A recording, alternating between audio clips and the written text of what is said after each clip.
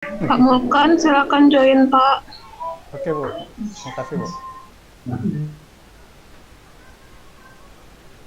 Oke, Pak Mulkan udah hadir nih Pak Adri. Udah ya. Ya Pak. Oke, oke. Kita mulai. Assalamualaikum warahmatullahi wabarakatuh. Waalaikumsalam warahmatullahi wabarakatuh. Ya, bersyukur kita kepada Allah telah dapat berkumpul di ruangan forum meeting ini untuk melakukan ujian komprehensif atas nama Pak Mulkan. Salam dan salam tidak lupa kita kirimkan pada junjungan alam Nabi Muhammad SAW. Allahumma sholli ala Muhammad wa ala ali Muhammad. Pak Mulkan, rasanya ini sudah disampaikan dan di grup C juga sudah disampaikan waktu kita review perangkat pembelajaran bahwa Pak Mulkan akan melakukan 2 tahap. Tahap pertama yaitu menampilkan pembelajarannya. Oke, kalau gitu coba materi 1 dulu deh. Ya, baik Pak. Oke, silakan Pak Mulkan nanti menampilkan pertemuan pertama ya. Ya Pak. Selama 30 menit. Nah, selesai itu nanti tentu langsung kita masuk ke sesi kedua, yaitu tanya jawab tentang pendalaman materi pedagogi. Bisa dipahami ya Pak Mulkan ya? Oke Pak. Oke, sekarang kita mulai 10.52. Silakan diambil waktunya ke depan 30 menit lagi. Silakan Pak Mulkan. Bismillahirrahmanirrahim. Assalamualaikum warahmatullahi wabarakatuh. Seperti biasa, sebelum kita memulai pelajaran kita pada pagi hari ini, ada baiknya kita berdoa menurut agama dan kepercayaan kita masing-masing. Untuk memimpin doa pada pagi hari ini, Bapak minta kesediaan Ananda kami, ketua kelas. Kepada ketua kelas kami persilakan. Baik, terima kasih ketua kelas sudah memimpin doa pada pagi hari ini. Selanjutnya Bapak akan mengambil absen satu persatu ya. Alhamdulillah semua Ananda telah hadir dalam kegiatan pembelajaran pada pagi hari ini. Alhamdulillah ya. Apa kabar Ananda semuanya? Alhamdulillah baik ya. Semoga kita semua dalam keadaan sehat walafiat. Meskipun kita atau dunia dalam menghadapi wabah virus atau pandemi COVID-19, itu semua tidak akan mengurangi semangat kita untuk tetap terus beraktivitas. Ini semua tidak mengurangi semangat kita ya, untuk belajar. Pesan Bapak, jaga kesehatan anak-anak semua, tetap patuhi protokol kesehatan, dan selalu memakai masker jikalau keluar rumah. Nah, sebelum melanjut materi kita pada pagi hari ini karena ini pertemuan pertama, Bapak ingin menggali pengetahuan kalian dulu sebelum melanjut. Apakah ada yang tahu apa itu animasi, pengertian animasi? Baik, Bapak jelaskan lagi. Pengertian animasi adalah gambar yang bergerak yang berasal dari suatu objek yang disusun secara teratur sesuai alur yang sudah ditentukan. Nah, itu pengertian animasi. Objek di sana dimaksud, objek di sana yaitu bisa objek flora atau tumbuhan, fauna atau hewan, alam atau benda, terus objek figuratif atau manusia itu sendiri, atau objek imajinatif atau hayalan. Apakah sudah paham anak-anak sebelum kita melanjut pada materi kita pada pagi hari ini? Ya, kalau sudah kita lanjut. Sebelumnya Bapak akan menampilkan presentasi PowerPoint Bapak tentang materinya. Ini adalah materi kita pada pagi hari ini. Memahami prinsip dasar pembuatan animasi 2 dimensi untuk semester 1 kelas 11 ya, pertemuan pertama. Selanjutnya, kompetensi dasar memahami prinsip dasar pembuatan animasi 2 dimensi atau vektor. Keterampilannya menyampaikan prinsip dasar pembuatan animasi atau dua vektor. Capaian atau indikator pencapaiannya memahami prinsip dasar pembuatan animasi dua dimensi. Yang kedua, menjelaskan prinsip dasar pembuatan animasi dua dimensi atau vektor. Kita lanjut.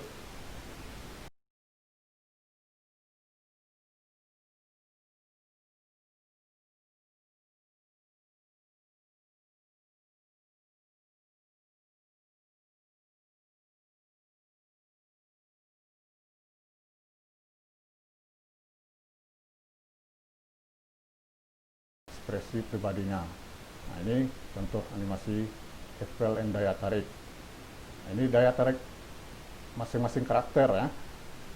Misalnya yang rambut kuning ini beda daya tariknya. Itu animasi Eiffel and daya tarik. Itulah 12 prinsip-prinsip animasi. Oke, untuk selanjutnya Bapak akan melanjutkan ke Google Classroom ya. Silakan kalian cek Google Classroom kalian. Di sana Bapak sudah memberi materi, video-video pembelajaran, dan soal-soal kuis dan tugas. Di sana Bapak sudah mengunggah materi-materi atau modul tentang animasi dua dimensi ya. Terus ada lagi video-video tutorialnya tentang animasi atau fungsi-fungsi tool untuk membuat animasi lengkap di sini. Untuk kesimpulannya, nah, itu untuk kesimpulan pembelajaran kita pada pagi hari ini, yaitu fungsi utama dari prinsip-prinsip dasar animasi adalah agar setiap animasi yang dibuat kelihatan menarik, dramatis, dengan gerakan yang alami. Pada dasarnya, prinsip animasi adalah teori dasar fisika yang diaplikasikan pada animasi karakter. Fungsi tambahan dari prinsip animasi adalah untuk media hiburan, media presentasi, dan media promosi dan iklan. 12 prinsip animasi muncul untuk menciptakan hasil animasi yang menarik, dinamis, dan tidak membosankan. Itulah kesimpulan atau rangkuman dari pembelajaran kita pada pagi hari ini. Semoga Anda semua paham ya. Dan satu lagi, Bapak akan memberi tugas rumah untuk kalian. Ini bukan dikumpul hari ini, itu minggu depan harus dikumpulkan. Tugasnya adalah kalian nanti di Google Classroom juga sudah ada Bapak. Kalian buat 12 prinsip animasi. Buat pengertiannya, jelaskan pengertiannya, dan contoh-contoh prinsip-prinsip animasi tersebut. Oke? Nah, sudah paham ya? Sebelum menutup pelajaran kita pagi hari ini, Bapak akan menyampaikan materi kita minggu depan, yaitu teknik pembuatan objek sederhana animasi pada aplikasi dua dimensi. Nah, itu untuk pertemuan kita selanjutnya. Sebelum menutup, Bapak minta kesediaan ketua kelas untuk membaca doa. Terima kasih kepada ketua kelas telah memimpin doa. Bapak akhiri. Assalamualaikum warahmatullahi wabarakatuh. Oke. Tepat waktu ya. Oke. Silakan Pak Adri memberikan pertanyaan setelah masuk ke sesi kedua kita. Oke, Pak Mulkan. Ya, Pak. Pertama saran dulu ya. Ya, Pak. Bapak mau melempar. Jadi melempar itu kan tidak mungkin melempar seperti ini. Maka kemudian ada posisi melempar pengawalannya seperti ini. Bisa digayakan oleh diri Bapak sebagai guru ketika mengajar. Nah, sehingga itu memperbaiki pemahaman siswa konsep pengawalan yang gambar Donald Bebek tadi. Donald Bebek ketika mau berlari gitu ya. Jadi ada proses pengawalan diberikan, preposition. Gitu ya. Anda kira-kira paham enggak dengan teori belajar?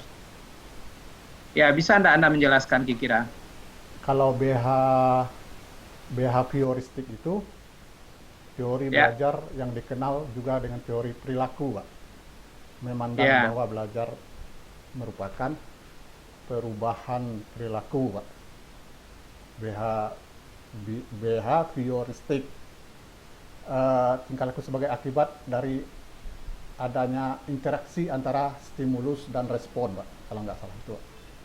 Kalau selanjutnya Ya. teori kognitif itu memandang bahwa tingkah laku seorang itu ditentukan oleh persepsi serta pemahamannya tentang situasi yang berhubungan dengan tujuan belajarnya, Pak. Kognitif memandang bahwa tingkah laku seorang itu ditentukan oleh persepsi, Pak, serta pemahamannya tentang situasi yang berhubungan dengan tujuan pembelajaran. Yang selanjutnya teori konstruktivistik. Konstruktivistik itu pemahaman belajar sebagai proses pembentukan konstruksi atau konstruksi, Pak, pengetahuan oleh peserta didik itu sendiri. Yang selanjutnya teori belajar humanistik, itu proses belajar harus dimulai dengan atau ditentukan dengan kepentingan memanusiakan manusia itu sendiri, Pak. Terima kasih. Silakan Pak Dedi, ini waktu kita tinggal 5 menit. Ya, oke. Terima kasih Pak Adri. Nah, kalau saya khusus yang apa ini, Pak Mulkan. Ya, Pak. Bagaimana Pak Mulkan mampu? Ya, jadi Pak Mulkan itu harus mampu melakukan pembelajaran yang ujung-ujungnya nanti materi itu bernuansa hot ya, head order thinking. Ya, Pak. Tadi sudah sempat ditanya oleh Pak Adri juga tadi. Bagaimana si guru itu mampu untuk mengelola kelas sehingga esensial dari materi itu dapat. Nah, esensial di sini adalah maksudnya kebermaknaan ya, kepentingan dari materi itu dapat. Itu karena setiap kelas itu beda nuansa pembelajarannya, beda karakter siswanya, atau apalagi ada yang didominasi beberapa karakter siswa yang tidak baik ya, sehingga mempengaruhi pembelajaran siswa yang lain. Nah, ini yang harus dilakukan ya. Inilah yang harus dijadikan pedagogi yang lebih hebat lagi oleh seorang guru. Saya rasa cukup ya Pak Mulkan ya. Ya, Pak. Assalamualaikum warahmatullahi wabarakatuh. Waalaikumsalam warahmatullahi wabarakatuh.